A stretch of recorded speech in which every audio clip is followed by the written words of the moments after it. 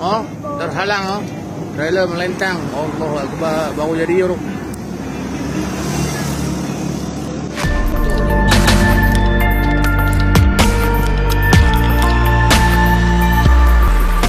Aliran trafik dilaporkan sesak selepas laluan ditutup ekoran sebuah lori terbabas merintangi jalan di kilometer 257 Lebuh Raya Utara Selatan arah utara selepas terowong menora di Ipoh pagi tadi.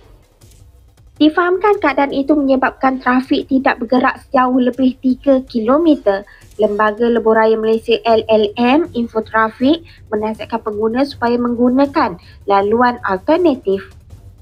Pengguna jalan raya adalah dinasihatkan melalui Jalan Sungai Siput untuk keluar ke Kuala Kangsar. Pihak LLM sedang mengusahakan pusingan U kepada pengguna jalan raya di lokasi sebelum dan selepas terowong menora. Difahamkan pasukan penyelamat dan pihak berkuasa Lebuh Raya sedang mengawal keadaan dan membantu pengguna jalan raya yang terkandas. Kesemua pengguna jalan raya diminta memandu dengan berhati-hati dan mematuhi arahan petugas di lokasi.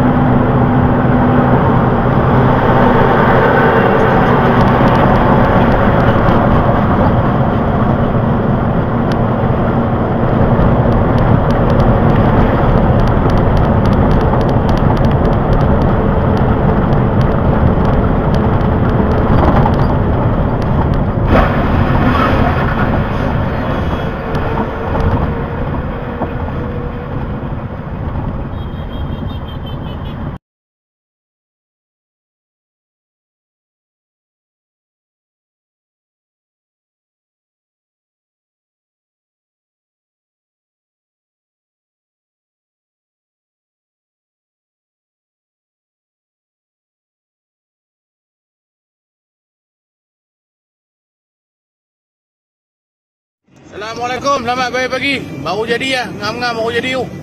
Jam menunjukkan pukul 8.05 tu. Arah utara Kona S. Oh, terhalang oh. Trailer melentang. Allah Akbar, baru jadi tu. Tutup dua-dua lorong oh. Ipoh ke Kuala Kangsar. Blok dua-dua.